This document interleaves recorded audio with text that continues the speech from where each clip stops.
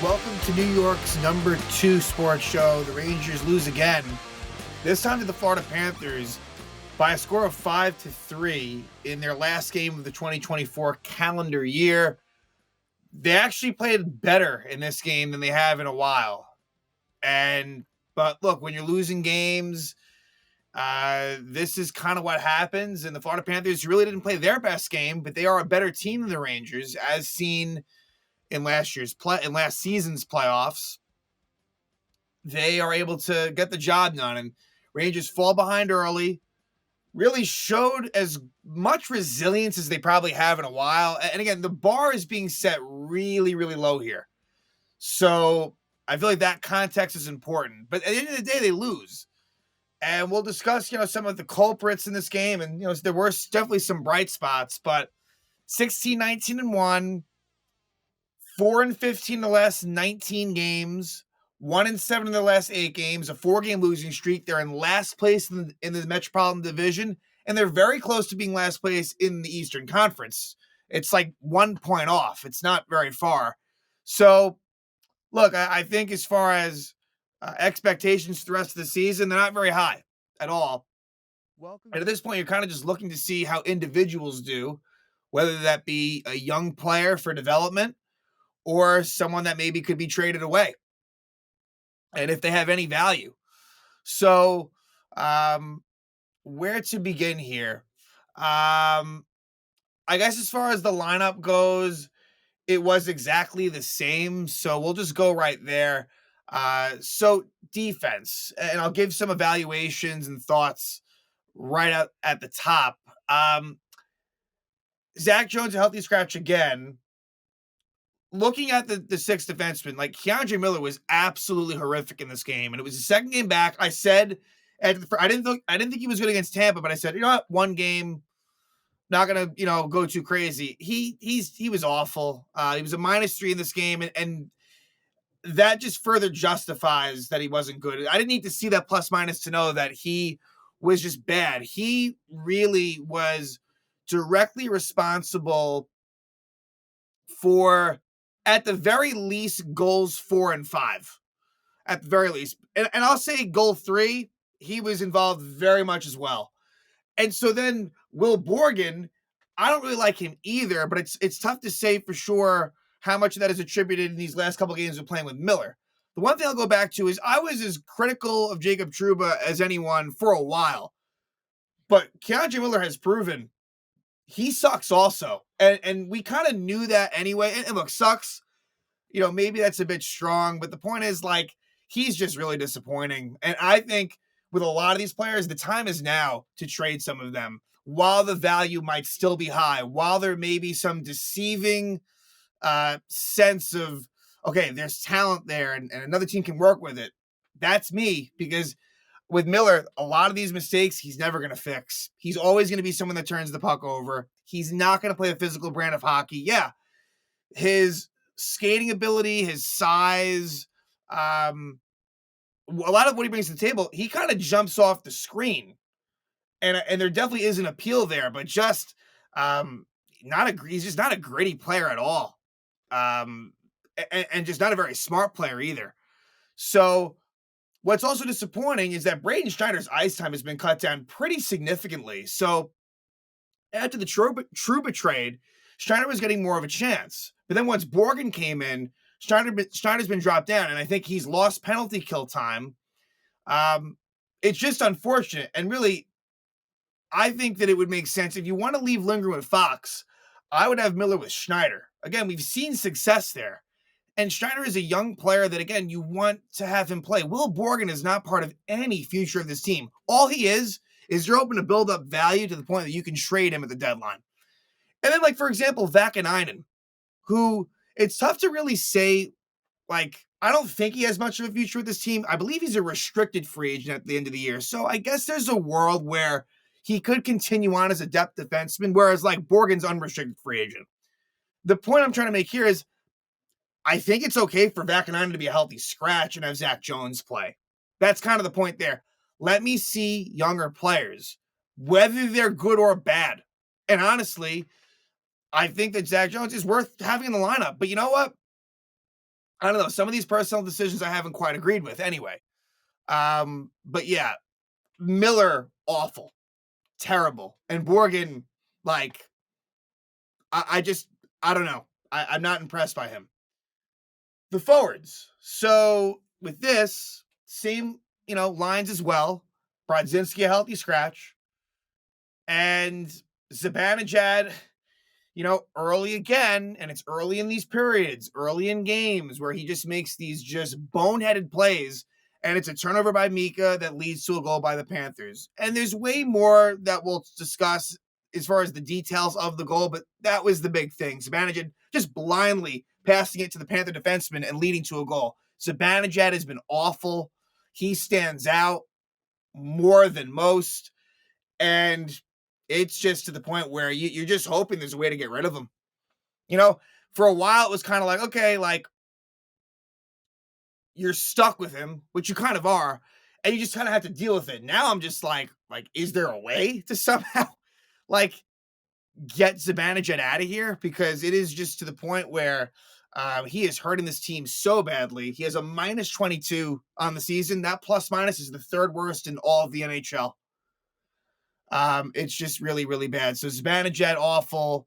And here's the thing on Mika, and this can kind of summarize sort of the feelings on the forwards. Zibanejad was taken off of the number one power play unit. Lafreniere replaced Zibanejad, which is good. I'll also say this: Lafreniere has not really been good, so it's not as if like it was more that Mika deserved to be demoted, not as much that Lafreniere deserved to be moved up. But what ends up happening is you have a situation where the Rangers pull the goalie late, and you have that, 5-man power play crew, including Lafreniere, not Zibanejad. But then once Shesterkin gets pulled, who comes out on the ice? Mika, which I'll tell you first, I'm not surprised at all. But it is just so disappointing for Laviolette. Filip Chytil was really the best Ranger on the ice, was flying all night long, had a goal, had other chances, and it was Mika who was the one that was out there. And after the game, Laviolette's explanation was, well, this is like the way we practice it this way. This is, the 6 players that are on in the situation. Well, I'm sorry. That shouldn't be how it works. Like, you took Mika off of that unit for a reason, only to have him be out there in the most crucial part of the game when he didn't deserve it at all. And you had Filip Chytil, who would really be the next one in line. It would be him or Will Cooley. But Chytil, I would say, is, very close to that next one that would be in. And it was Zibanejad, and he looked awful down the stretch. And you know what? It's really at this point better for the Rangers to lose. So, hey, I don't even have that much of a problem with it in terms of wins or losses. It's just in terms of accountability and what is right and who deserves to play. And that really should have been Chytil, not Zibanejad. So that's where Laviolette loses me. He does. That's where blame goes to him, where you cannot continue to do things like that. They're taking steps. They're scratching Kreider. They're demoting Zibanejad. There's things that they're doing. We can't say they haven't done anything. But then you do that, and it's like, that's an easy thing to do. I don't get it, and it's not right. So, yeah, let's discuss this one. And let's get into Igor Shesterkin. So it was Igor's birthday. I believe he turned 29. And, he just hasn't been great like the rest of the team. When they won that one game against Dallas, he was playing out of his mind. He was unbelievable. I mean, in terms of real concerns with this team on the whole, Igor really isn't one of them, except for the contract situation. That isn't great, right? The fact that his contract is what it is. But I'll digress on that. I'm not one of those that's going to harp too much on it. There is, and look, the goalie is always going to be kind of a hot button conversation. Always has been. I mean, Henrik Lundqvist, even like in his best years, the goalie is always going to kind of take a lot of the slings and arrows. And there's going to be a lot of conversations surrounding, that position. So, but Igor has not been good. And, I want to be fair about his play. Like, there were some goals in this game that were not ideal in terms of just lack of rebound control and things of that nature. So it's a full team effort as to why this is not going well, and he is included in that. So Shesterkin versus Bobrovsky, and Bobrovsky was better. Bobrovsky was far from perfect, but when he had to be, he made really big saves. And he was tested more than Shesterkin. Rangers outshot the Panthers 36-26. They outshot Florida in each of the 3 periods. This was really as good a game as the Rangers have played against Florida in a very long time. Really, I mean, better. And look, like you got to keep in mind, it's a late December game, right? I mean, they played a playoff series. They had other games that were way more meaningful, but this was the best game the Rangers played against Florida in these past 2 seasons for sure. After a game that they played against Tampa Bay where it was the special teams that let them down, they actually played all right. So the Rangers are playing better. This is not like, oh, wow, another embarrassing loss. It's not like that, but it still goes down in the same column. So the Panthers jump out to that early lead. And as much as the second period has been the biggest bugaboo for the Rangers, it just feels as if the Rangers allow early goals regularly. And they're trailing all the time. And yet another game where they were trailing, they never had the lead, playing from behind for the most part, and, didn't win the game. That's been the thing. Now, I'm not going to question the effort or the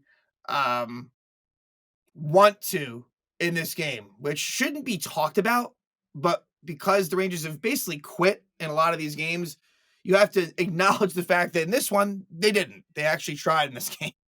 So at the 3:04 mark of the first period, it's Luostarinen scoring his 6th goal of the season from Forsling. So this was a play where the Panthers bring it into the Rangers zone. And it starts out, I believe it might have been Sam Bennett who takes a shot, and Shesterkin is unable to hang on to it cleanly. And that kind of leads to problems. And so even though in a lot of these situations, Igor, the goal itself in the moment may not be a bad goal by Igor, like in this case, he could do nothing about it. It's what happened before that. He kind of leads to it being a bit scrambly in the Rangers zone. And the Rangers are kind of unable to handle that rebound to the point where Mika just flings it out freely to Gustav Forsling. He takes a shot and Luostarinen tips it in. Lindgren was in the vicinity, but wasn't really in position to stop Luostarinen, and it's an easy goal for the Panthers. Again, another bad Zibanejad play, and it just continues for him. And then the Panthers score again. And it would be a goal by Maki Samoskevich, assisted by Kulikov and Balinskis. And this was one where Panthers are cycling it around in the Rangers zone, and Kreider and Berard were not able to sync up on the switch up top. So the defenseman, it was Kulikov in this case, able to kind of keep the puck.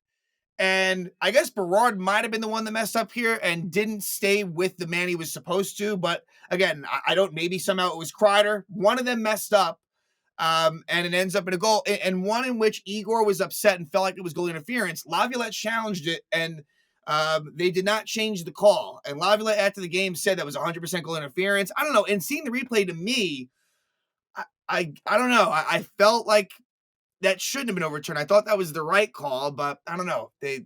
Igor and Laviolette seemed very upset by it. So now that leads to a penalty for the Rangers for that failed challenge. And again, on the Berard front, because it happened again later in the game, I like Brett Berard, and I want him to get opportunity. It's been a bit of a struggle in the defensive zone for him. I've noticed this in terms of, clearing pucks out, things like that. Look, he's a young player, and so there's going to be growing pains. You see this a lot, but definitely have to say, it's been a little bit tough for Berard. I think he has a skill set that works. I like his motor, but yeah, he's definitely been responsible for some goals against. That's definitely, I think he's a -9, and he hasn't played a crazy amount of games. And again, I know I like to bring up that stat and also want to acknowledge that it isn't all what it's made to be as well. So it's 2-0 Panthers there. The Rangers do kill off that delay of game for the unsuccessful challenge. And, the Rangers special teams was good in this game. They were able to kill off all of the Panther power plays, and then eventually the Rangers get off the schneid on their own power play. But at 8:45, Alexis Lafreniere, it's a double minor for roughing. Not really sure what he was thinking about there. Not smart by Lafreniere. Um, and it leads to Florida, getting the man advantage, but the Rangers kill it off. And then at 14:40, Barkov interferes with Brett Berard, but the Ranger probably does not score. So at that point, they're 0 for their last 21. We go to the second period, and I thought the second period was better for the Rangers. And it pays off for them eventually. At 3:44, it's too many men on the ice on the Panthers. Rangers don't score there, so now it's 0 for the last 22. Then at 11:06, Brett Berard trips Balinski's. Rangers kill that off, and then they score. And Filip Chytil had already been playing well, had a good amount of jump to his game, and it was really, for him, just a full effort goal from start to finish. Chytil's one of those guys that he can take it from coast to coast. He does that kind of. And he finds Brett Berard, who takes a shot, and Chytil is able to secure the rebound allowed by Bobrovsky and kind of deftly scores by him to cut the lead to 2-1. So it's Chytil's 7th goal of the season. And again, well-deserved for him. He had been quiet lately. And I don't know, if it was because of the fact of the concussion situation that he was kind of dealing with, but this was a good sign for him. So that made it, like I said, 2-1. Then the Rangers score again very quickly. So a good stretch for the Rangers is it's actually Ryan Lindgren with the rare goal. His second goal of the season assisted by Fox and Carrick. So the fourth line doing a nice job. Edstrom winning a battle, getting the puck from Sam Bennett. Sam Carrick gets the puck, passes it out to Fox, and it's Lindgren in a position he's not normally in, kind of in an offensive position, because he had been in the corner, and he stayed in a spot where Fox found him, and he actually beats, ironically, Luostarinen, who was the one that kind of beat him for the first goal by Florida. So nice bit of work there. Good connection from Fox to Lindgren, and it ties it up at 2. However, at 16:55, the Panthers would retake the lead. Jesper Boqvist scores his 6th goal of the season from Lundell and Balinskis, and I hope I'm pronouncing that correctly. If I haven't, I apologize. But yeah, this is a play where Keandre Miller rims it around, and Berard is unable to clear the puck, and that leads to issues as it's a shot taken from the point, and Miller is unable to corral it. Borgen kind of falls down, and it leads to an open net for Boqvist. And what happened here, I think it was Verhaeghe that pokes it loose from Igor. Rangers didn't challenge it. They could have. I was kind of surprised they didn't challenge this one. You can challenge as much as you want. There's no, even if you have an unsuccessful one, they'll just call a penalty on you if you don't get it right. There's no limit. So, Verhaeghe again pokes it away from Igor, thought he had it covered, and Boqvist is able to get it and score. And again, it was Miller and Borgen that struggled in front of the net. So now 3-2 game. We go to the third. Well, there's one more penalty. Lindgren is called for tripping Sam Reinhart. And again, the Rangers penalty kill does a good job. So we go to the third in a 3-2 game. Rangers have not won a single game this season when trailing going into the third. And that streak, unfortunately, continues. However, they do tie the game. At 4:56, it would be Carter Verhaeghe tripping Alexis Lafreniere. And Chris Kreider scores a power play goal, his 12th goal of the season from Panarin and Trocheck at 5:19. So a smart play by Kreider to kind of leave the net front and put himself in a position to kind of take a one-timer from Panarin, a quick shot, and scores past Bobrovsky. So now Kreider moving his way closer. I believe he's one behind for, I think, all-time Rangers power play goal leaders. So I think he's one goal back of tying, I believe, for, I think, first place, either second place or I think it could be for first place. So that ties it up at 3. I'm sure it felt good for Kreider, who again was a healthy scratch just a couple games ago. And it breaks that 0 for 22 on the power play for the Rangers. They get another power play chance. And that's the thing. They had opportunities to win this game, to tie this game. They don't do it. Ekblad is called for delay a game. but the Rangers don't score on that one. And then it would be a goal by the Panthers. It's Jesper Boquist again. So the former Devil scores the 7th goal of the season, second of the game, like I said, assisted by his brother Adam Boquist. So here was a goal where not a great line change by the Rangers, but it really had not much to do with it. And I've been kind of harping on this, that the Rangers line changes have been really, really costing them. But I don't know if that was a direct effect of the goal. It's more that just Borgen was caught up by us a little bit, but Boquist just flies by Keandre Miller. Just inexcusable for that to happen. And then Miller, he's in desperation mode. He clears it, hits it off the boards. It goes to a very open Adam Boquist. He takes a shot, and Igor Shesterkin does not do a great job of, again, the rebound control. Not good. And you have Miller and Borgen not in position to defend Jesper Boquist, and he is easily able to just slide it into a pretty easy situation. So, again, goals 3 and 4 were kind of similar, and it makes it 4-3 Panthers. And then Florida takes another penalty, another delay game by Matthew Tkachuk at 17-10. So that's the thing. A couple of delay game penalties on the Panthers. The Rangers were causing pressure. They were making the Panthers do things they didn't want to. And so now it ends up being a 5-on-4 and then a 6-on-4. And that's where they put Zibanejad on the ice instead of Chytil. It wasn't a move that should have been made. Am I surprised about it? Absolutely not.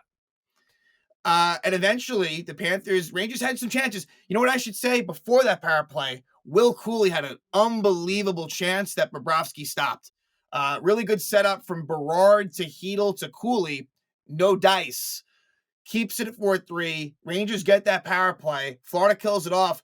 So now all those top Rangers are off, and it's mostly the second unit type players, although Panarin stayed on there forever, and I think Chytil never got on as a result. But it's Keandre Miller, because it's just got to be. Miller turns it over, and it leads to the Panthers getting an empty net goal. Miller was being pressured by Tkachuk. It leads to him, kind of passing it blindly, and Barkov is able to get the empty net goal. So Barkov is 11th, unassisted at 1923. So, a really, really bad game for Keandre Miller. And the Rangers lose at 5-3 to the Florida Panthers. So, yeah, like I said, recap, 16-19-1. 4-game losing streak, 1-7 in their last 8, 4-15 in their last 19. And they close out 2024 in such a worse way than a year ago, right? Forget about even, obviously we know the Rangers made it to the conference final. The Rangers a year ago, because the reason why I remember it is I think that they were they had the Florida trip. I think it was actually the Tampa Bay Lightning. I think that was their last game December last year. And at that point, they were hitting on all cylinders. Like, things were going really well for this team. Fast forward a year, and it's really less than that, right? Because this all turned around. I mean, it's crazy that a month and a half ago, this team was like 12-4-1, despite the fact they weren't playing well. They have totally flipped the script negatively in a way that I've never seen before so quickly. It's hard to wrap your head around it. And so now they'll go into 2025, and they should be in seller's mode as far as trades go, and we'll see what happens. But now they'll head home to take on the Boston Bruins. They fired their head coach, and things have turned around for them a little bit. And so they will not be an easy team to play. And we'll see what happens. But yeah, not a good ending to 2024 for the Rangers. They play better. They definitely do. But it still results in another loss. They lose to the Florida Panthers by a score of 5-3.